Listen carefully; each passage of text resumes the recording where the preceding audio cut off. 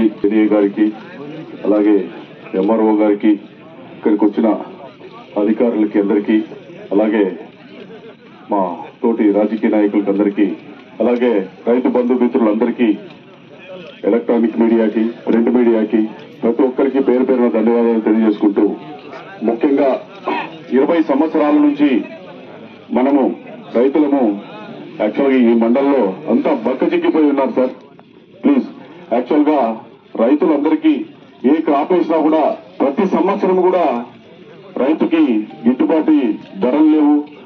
Crop వేసిన crop కూడా ఈ వర్షాలు సరిత లేక వర్షాలు కరెక్ట్ హార్వెస్ట్ టైంలో తుఫాను వర్షాలు రావడము అప్పుడంతా పంటంతా పాడైపోవడము ఇలా చాలా ఇబ్బందులు పడుతున్నారు సార్ మా ముదిగింపు మండల రైతులు. అలాగే ఇక్కడ అనంతపురం జిల్లా అయితేనే సత్యసాయి జిల్లా అయితేనేమి తీవ్రంగా రైతులు నష్టపోతున్నారు. ప్రతి ఇయర్ కూడా ఏ పంట పెట్టినా కూడా కాపు చేతికి రావడం లేదు. మా మండల తరఫున రైతుల నుంచి దయ ఉంచి కేంద్ర బృందానికి మాకు మా రైతులకి పెద్ద ఎత్తున సాయం చేయాలని చెప్పి మా రైతుల నుంచి మిమ్మల్ని కోరుతున్నాం సార్. యాక్చువల్గా ఈ రెడ్ కామ్ అయితే పూర్తిగా పాడైపోయింది సార్. రెడ్ కాము యాక్చువల్గా ఈ పాటికి హార్వెస్ట్ కావాలి. వర్షాలు లేక లాస్ట్ టైం మళ్ళీ తుఫాను వచ్చినప్పుడు ఇప్పుడు పూతలు వచ్చినాయి. ఈ టైంలో మనకేమి చేతికి అందదు సార్ పంట. యాక్చువల్ గా 5-6 క్వింటాలు దిగుబడి అయ్యేది 50 కేజీలు కూడా రాదు సార్. యాక్చువల్ గా పశుగ్రాసం కూడా పూర్తిగా డ్యామేజ్ అయిపోయింది సార్. తర్వాత ఈ ఆర్స్ గ్రామ్ 5-6 క్వింటాలు వస్తాయి సార్. 5-6 క్వింటాలకి అది కూడా ఒక 50 కేజీలు 60 కేజీలు కూడా రాదు సార్ చేతికి.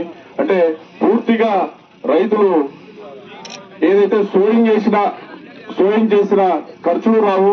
ఇప్పుడు ప్రతి ఒక్క ట్రాక్టర్ తో టిల్లర్ కొట్టాలంటే గంటకు 2,000 రూపాయలు సార్. 5 ఎకరాలకు కూడా టిల్లర్ కొట్టి సేద్యాలు చేసేకే ఒక 40,000 లెక్క ఖర్చు వస్తుంది సార్. ఆ ఖర్చులు కూడా చేతికి రాక చాలా మంది రైతులు మా జిల్లాలో సూసైడ్ చేసుకుంటున్నారు సార్. చాలా మంది అప్పులు బాటన పడిపోయి సూసైడ్ చేసుకుని చాలా ఇబ్బందులు పాలవుతున్నారు సార్. నిజంగా ఈ ఊరు రైతులైతే చాలా ప్రతి ఒక్క బ్యాంకులో లోన్లు కట్టలేక చాలా మంది కూడా ఇబ్బంది పడుతున్నారు సార్. దయవుంచి మా రైతులకి న్యాయం చేయాలని చెప్పేసి కోరుతున్నాం sir. Thank you sir. Adinarayana గారు ఇంకెవరు